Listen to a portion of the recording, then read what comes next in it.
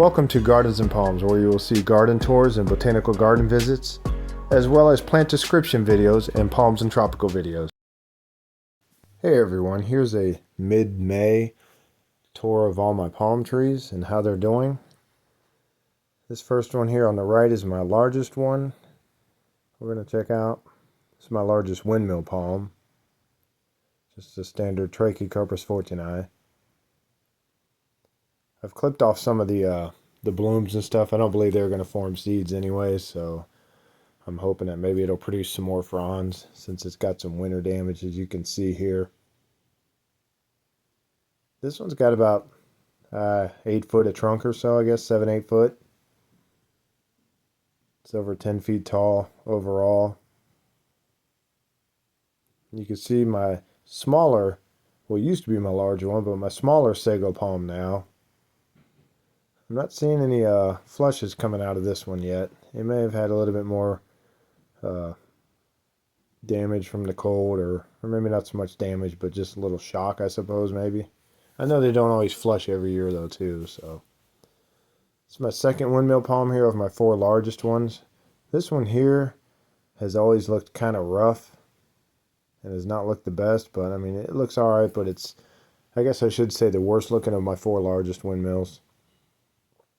But the spears are solid and looking normal, and of course you can see the fronds have their cosmetic damage and the cold damage too. This is my third one here. This one's looking okay.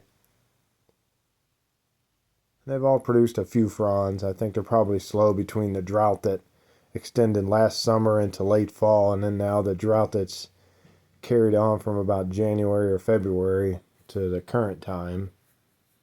So I think things are slowly growing as opposed to what they would be doing if we were getting regular rains. They've got solid spears and they all look good, you know, in regards to that. This one here is my Sable Birmingham.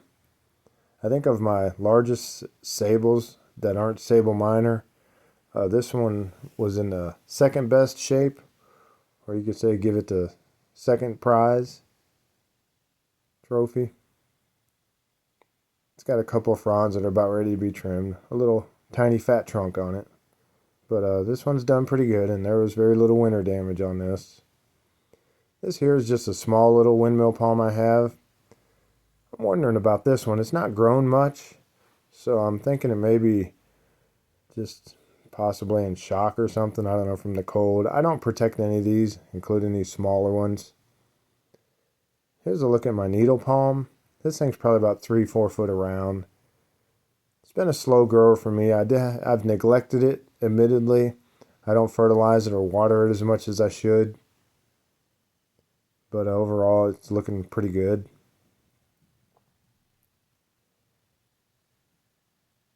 Here's a look at another one of my small seedling size windmill palms. This one here is the one below my pond. This thing, I think, completely defoliated over the winter. Now it's grown back a little bit. Here's a look at my side yard. To the right is my sable palmetto, and the left obviously is another windmill palm. This windmill palm here is looking decent, a little rough. Decent amount of cosmetic damage from the cold. But once again, the spears are solid, and hopefully they'll grow out of it by summer and fall. They'll have a nice crown of fronds on them. The sable palmetto here, if you remember, I had rot down in the crown, and I wasn't sure if it was even going to live or pull through, but you can see now it is pushing out a lot of growth. That spear that you're looking at there is probably about a foot long worth of growth now it's been pushing out, so I may have to do a little bit of more. I don't protect this one either, but I may wrap some lights around it this winter on this one just to help it along a little bit from what it's gone through. Over here on this side is my Sable Brazoria or Sable Louisiana. The debate is still open on that, but I love this palm here. It's got massive fronds, and this one here has outperformed all my sable palms this winter. Done really well. The fronds are just huge. Unless you've seen one, you know, I can't describe how big they are. They're probably 3-4 foot across or more.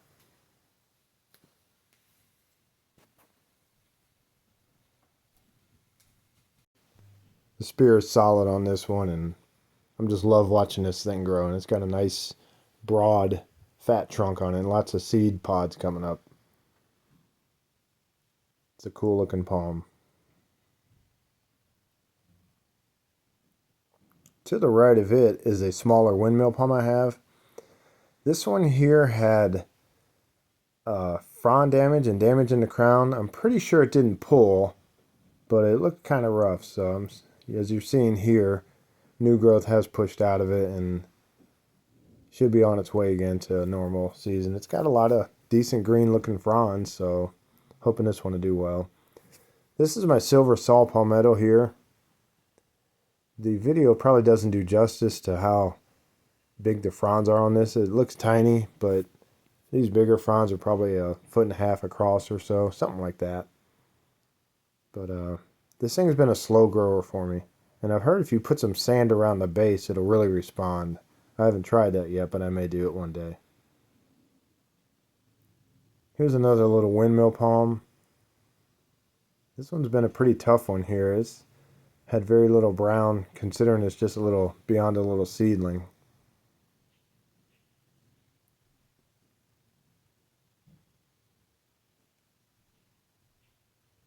Now we're going up to the front yard.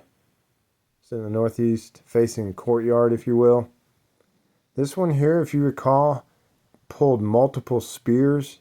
I debated trunk cutting it. I didn't do it, and I thought I'd just wait and see.